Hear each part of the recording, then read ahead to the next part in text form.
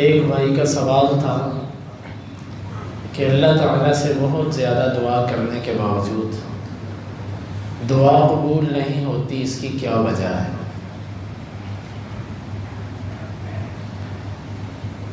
دعا کس طریقے سے کرنی چاہیے، کس وقت کرنی چاہیے، کن کلمات سے کرنی چاہیے اور اس کا طریقہ کیا ہے، اس کے ہر ایک کے الگ الگ آداب ہیں۔ آج آپ کے سامنے صرف یہ بیان کروں گا کہ دعا کے لیے اگر سارے اسباب اختیار کیے جائیں، مناسب موقع بھی تلاش کیا جائے، مناسب کلمات بھی چنے جائیں اور دعا بھی بالکل صحیح طریقے سے کی جائے، پھر بھی قبول نہ ہو تو اس کے کچھ اسباب ہیں۔ پہلی چیز یہ ہے کہ اکل حرام۔ جو بندہ حرام کھاتا ہے اس کی دعا اللہ تعالیٰ قبول نہیں کرتا، وہ جتنے مرضی اہتمام کے ساتھ، جتنے مرضی گریہ زاری کے ساتھ رو کے جس سے مرضی وہ دعا کرے، اس کی دعا قبول نہیں ہوتا۔ حرام کھانے والا۔ حرام کیا ہوتا ہے؟ حرام کا معنی صرف چوری نہیں، ڈاکہ نہیں، چھین کے کھانا نہیں ہوتا حرام کا معنی، بلکہ بہنوں کو وراثت نہ دینا، ان کا حصہ کھانا بھی حرام ہے۔ اسی طرح سودی کاروبار کرنا بھی حرام ہے۔ لوگوں کے ساتھ تجارت کے اندر جھوٹ بول کے سودا بیچنا، جھوٹ بول کے نفع لینا کہ اتنی تو میری بچت بھی نہیں ہے، اتنے کی میری اپنی خرید نہیں ہے، میں آپ کو اتنے میں کیسے دے دوں، یہ حرام ہے۔ 2 نمبر چیز، 1 نمبر کر کے بیچنا، کسی کمپنی کی چیز اس کو کسی اور کے نام پر لگا کر بیچنا، یہ حرام ہے۔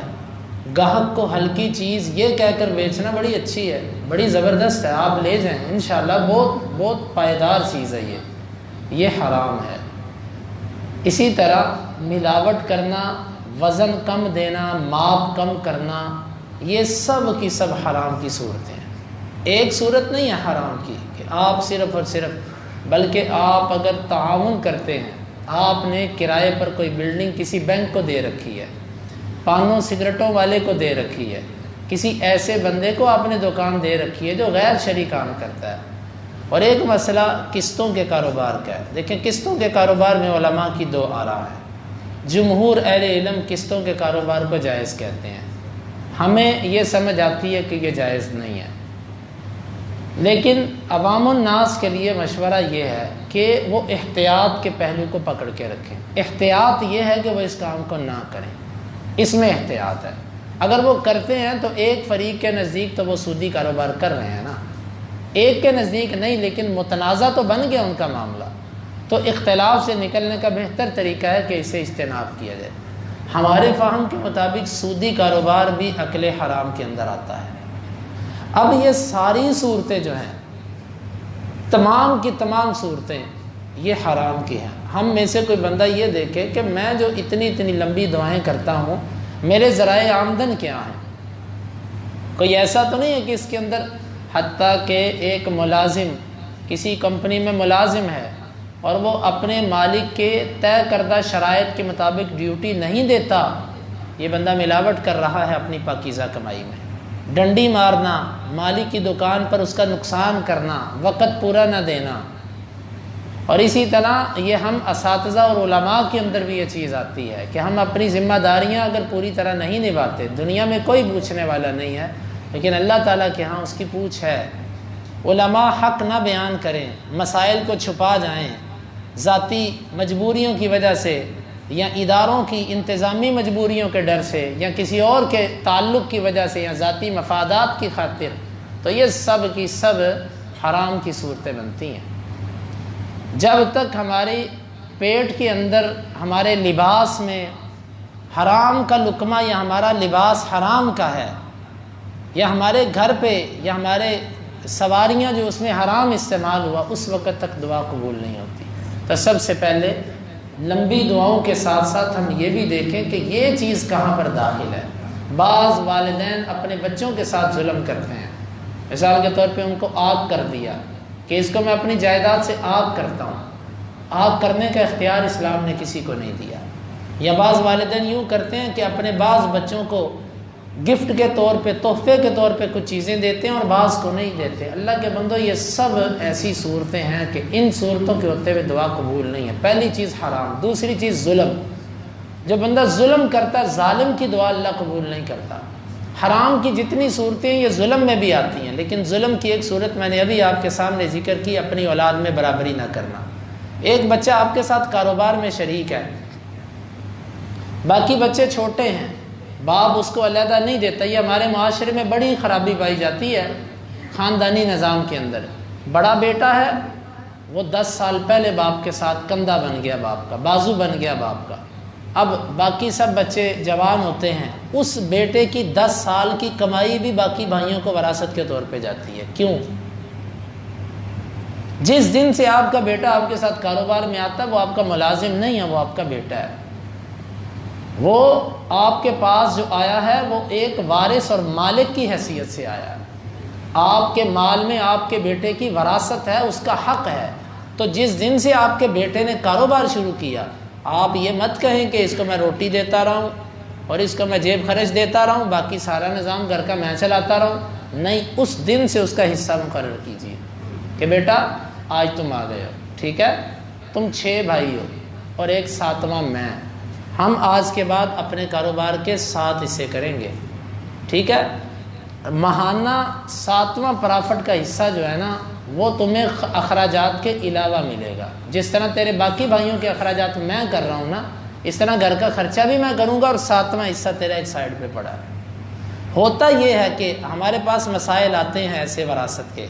بڑا بھائی یہ کہتا ہے کہ چھوٹے تو پڑھتے تھے، کوئی کہتا ہے چھوٹا جو ہے نا وہ باہر کے ملک میں تھا، کوئی کچھ اور کوئی کچھ، محنت تو ساری ابا کے ساتھ میں نے کی ہے، ساری کوشش تو میری ہے، اور ساری پراپرٹی اور ساری جائیداد اور سارا کاروبار ابا کے نام پر ہے، اور یہ اب سارے بہن بھائی اس میں وراثت دار حصے دار بن رہے ہیں۔ یہ غلط فیصلے، یہ فیصلے ظلم پر منتج ہیں۔ ایسا نہیں ہے۔ آپ اپنے بیٹے کو اگر اس لیے ساتھ لگائے رکھتے ہیں کہ بس اس کو کہتے ہو کہ تو گھر پہ رہتا ہے بیٹا، تیرے گھر کا خرچہ سارا چل رہا ہے، تجھے جیب خرچ مل رہا ہے، بس ٹھیک ہے، اور باقی وہ بچے جو کچھ بھی محنت نہیں کرتے وہ بھی اس بھائی کی محنت کے حصے دار بن جاتے ہیں، یہ طریقہ ٹھیک نہیں ہے۔ اپنے کاروبار کی اصلاح کیجیے، اور اس سے خرابیاں پیدا ہوتی ہیں۔ بعض دفعہ ایسے ہوتا ہے کہ جوان بیٹا فوت ہو گیا، اس نے باپ کے ساتھ 15-20 سال کام کیا، فوت ہوا تو باپ اپنی بہو سے کہتا ہے، اس بیوہ سے کہتا ہے کہ وہ میری زندگی میں فوت ہو گیا، اس کا وراثت میں کوئی حصہ نہیں تھا۔ مسئلہ تو ایسے ہی ہے جیسے اس نے کہا، لیکن اس کے پیچھے جو اس نے کمیاں کوتاہیاں کی ہیں اس کی تلافی کون کرے گا؟ اب اس کے یتیم بچوں کو یہ کہہ دینا کہ بیٹا میں احسان کر دوں تو کر دوں، تمہارا حصہ کوئی نہیں ہے وراثت۔ اس کے باپ کی 20 سال کی محنت کدھر گئی جو آپ کے ساتھ اس نے کاروبار میں کی؟ آیا کہ وہ روٹی کھانے میں چلی گئی؟ روٹی تو باقی بچوں نے بھی کھائی ہے جنہوں نے محنت نہیں کی۔ اپنے بچوں کے معاملے میں برابری کیجیے۔ جب سے آپ کا بیٹا آپ کے کاروبار میں آیا، آپ دیکھو آپ کے بیٹے کتنے ہیں، آپ ان کو برابر حصے پہ لے آؤ۔ مثلا 3 بیٹے ہیں، ایک آپ، 4 حصے کر لو کاروبار کے، 4 نہیں کرنے 6 کر لو، 8 کر لو۔ اس کا بیٹا اتنا تیرا، یہ تیری محنت ہے، باقی سب گھر کا نظام، اور جب میری زندگی جب تک ہے، باقی جب میں جاؤں گا اس کے بعد وراثت آئے گی۔ اب وہ 20 سال میں جب ہر ماہ اپنے باپ سے 7واں 8واں حصہ لے گا اپنے پرافٹ کا، تو 20 سال میں اس کی کوئی راس جمع ہوگی کہ نہیں ہوگی؟ اگر وہ 20 سال میں اپنے باپ کی زندگی میں بھی فوت ہوتا ہے تو وہ لاکھوں جمع کر چکا ہوگا، اس کی بیوہ کے لیے، اس کے بچوں کے لیے وہ کافی ہو جائے گا۔ لیکن یہ جو ہمارے نظام چلتا ہے، غلط طریقے جو چلتے ہیں، یہ لاشعوری کی وجہ سے، میں نہیں کہتا کہ جان بوجھ کے کوئی ایسے کرتا، لاشعوری کی وجہ سے یہ ظلم میں جا رہا ہے۔ تو ایسی دعائیں اللہ کے آگے ایسے رونے اور ایسے حج عمروں سے پھر دعائیں قبول نہیں ہوتی۔ تیسری صورت دعا کے قبول نہ ہونے کی یہ ہوتی ہے کہ آپ قطع رحمی کی دعا کرو۔ حدیث میں آتا ہے اللہ تعالیٰ دعا قبول کرتا ہے جب تک بندہ 3 چیزیں نہیں مانگتا۔ نمبر 1 قطع رحمی، اللہ اس کو مار دے، اللہ مجھے موت دے دے، اللہ میرا فلانا مر جائے، اللہ یہ میرے سے دور ہو جائے، اس کی حادثہ ہو جائے اس کے ساتھ، ایسی دعائیں قبول نہیں ہوتی۔ گناہ کی دعائیں، بعض دفعہ ایک بندہ غلط چیز مانگ رہا ہوتا ہے، اللہ مجھے فلاں چیز مل جائے، وہ چیز اس کے لیے شرعاً حرام ہوتی ہے، ناجائز ہوتی ہے اس کے لیے، لیکن یہ اس کو مانگ رہا ہوتا ہے اپنی شہوت کی وجہ سے، اپنی خواہش کی وجہ سے، اپنی آرزو کی وجہ سے۔ اللہ تعالیٰ گناہ والی دعائیں قبول نہیں کرتا۔ اور تیسری چیز، ما لم یستعجل، جب تک کوئی بندہ عجلت نہیں کرتا، جلد بازی نہیں کرتا۔ جلد بازی کیا ہوتی ہے؟ جلد بازی یہ ہوتی ہے، صحابہ کرام نے کہا مل استعجال یا رسول اللہ، اللہ کے رسول صلی اللہ علیہ وسلم یہ جلد بازی کیا ہے؟ آپ نے فرمایا جلد بازی یہ ہے کہ وہ ایک دفعہ دو دفعہ دعا کر کے کہتا میں نے اللہ کو پکارا، اللہ نے سنی ہی نہیں۔ اللہ کے بندو، انبیاء کو دیکھو، یونس علیہ السلام کے بارے میں مچھلی کے پیٹ میں کتنے دن رہے؟ کسی کو پتہ ہے؟ کوئی پتہ نہیں کب اللہ نے باہر نکالا۔ اسی طرح یعقوب علیہ السلام اپنے بیٹے کی جدائی میں روتے رہے اور رب سے مانگتے رہے، کتنی دیر بعد بیٹا ملا؟ مفسرین کے قول کے مطابق 40 سال بعد۔ ہمارے نبی صلی اللہ علیہ وسلم اللہ تعالیٰ سے قبلہ بدلنے کی دعا کرتے رہے، قد نرا تقلب وجهک فی السماء، بار بار اللہ سے دعائیں کرتے رہے اللہ قبلہ بدل دے۔ آپ نے کتنی دیر بعد قبلہ بدلا؟ 16 ماہ بعد۔ کس نبی کی بات آپ کو بتاؤں؟ یہ مطلب تھوڑی ہے کہ میں ادھر زبان سے نکالوں اور مسجد سے باہر جاؤں اور اللہ مجھے وہ چیز پکڑا دے۔ بعض دفعہ آپ کو ایک دعا کے لیے سال ہر سال رب کے سامنے التجائیں کرنی پڑیں گی۔ اب یہ ہے کہ رب فوری کیوں نہیں کرتا؟ حکمت ہے۔ بعض دفعہ آپ کا بیٹا آپ کو کہتا ہے ابو جی مجھے یہ چیز دے دو، آپ کے پاس پیسے بھی ہوتے ہیں، آپ کو اپنے بیٹے سے شدید محبت بھی ہے، لیکن آپ نہیں لے کر دیتے۔ کیوں؟ آپ کہتے ہو ابھی اس کے لیے اچھی نہیں ہے، ابھی یہ نقصان اٹھائے گا۔ بعض دفعہ رب کی محبت اور شفقت کا تقاضا یہ ہوتا ہے کہ وہ آپ کی دعا کو فوری قبول نہیں کرتا، اور وقت گزرنے کے بعد بندہ سمجھتا ہے اور یقین کرتا ہے اچھا ہوا اس وقت میری دعا قبول نہیں ہو۔ انسان جلد باز ہے، تو بعض دفعہ انسان دعا کرتا ہے جلد بازی کرتا ہے، اللہ جلد باز آدمی کی دعا بھی قبول نہیں کرتا۔ اور اسی طرح دعا کی قبولیت کے عدم قبولیت کے اسباب میں سے ایک سبب یہ ہے کہ نیکی کا حکم نہ دینا اور برائی سے نہ روکنا۔ قرآن میں بھی آتا ہے اور احادیث سے بھی یہ نکلتا ہے کہ جب آپ نیکی کا حکم دینا چھوڑ دو گے، برائی سے روکنا چھوڑ دو گے، اللہ آپ کی دعائیں نہیں سنے گا، اللہ کا عذاب آئے گا۔ تم دعائیں کرو گے قبول نہیں ہو۔ آج ہم اپنے گھروں میں اپنے بہن بھائیوں کو، اپنے بچوں کو چھوڑ کے آ جاتے ہیں، ان کو نماز کے لیے ساتھ نہیں لے کر آتے، اکیلے چلے آتے ہیں خود، یہ کہہ کر کہ بچہ کوئی نہیں، آ جائے گا پڑھ لے گا۔ اپنے عزیز و اقارب کو ہم ایک غلط کام کرتا ہوا دیکھتے ہیں، سودی کاروبار کوئی کرتا ہے، کوئی حرام کاروبار کرتا ہے، ہم اس کے مال سے اتنا مرعوب ہوتے ہیں، اتنا ڈرتے ہیں کہ اتنی جرأت نہیں کہ اس کو کہہ سکیں کہ آپ کا کاروبار ٹھیک نہیں ہے۔ ہم کسی شادی پر جاتے ہیں، وہاں پر گانے چل رہے ہیں، موسیقی چل رہی ہے، بے پردگی بے حیائی ہے، ہمارے اندر ایمانی غیرت اتنی نہیں رہی اب کہ ہم اتنا رشتہ دار کو کہہ سکیں کہ گانے بند کر دو نہیں تو ہم اٹھ کے جا رہے ہیں، اللہ کا حکم ہے ہمارے لیے۔ آپ ایسا قدم اٹھا کر تو دیکھو، ایسی جرأت کر کے تو دیکھو۔ جب آپ اللہ کے لیے غیرت کرو گے تو کیا آپ کی دعائیں قبول نہیں ہوں گی؟ ہم نے امر بالمعروف اور نہی عن المنکر چھوڑ دیا، برائی کے قریب سے گزر جاتے ہیں، ہاتھ میں تسبیح پکڑی ہوتی ہے، سبحان اللہ کا سبحان اللہ کرتے ہیں، دانے پھینکتے جاتے ہیں اور برائی سے آنکھیں بند کر کے منہ دوسری طرف کر کے چلے جاتے ہیں۔ اللہ کو ایسے صوفی پسند نہیں ہے۔ غیرتی انسان وہ ہے کہ جو برائی کو جب دیکھتا ہے اس کو اچھے طریقے سے روکے، جھگڑنا نہیں، لڑنا نہیں، فساد نہیں پیدا کرنا، لیکن روکنا۔ آپ کا کام کہنا ہے، کوئی نہیں کرتا نہ کرے، آپ وہاں سے جدا ہو جائے بس۔ لیکن ہم نے یہ کرنا چھوڑ دیا۔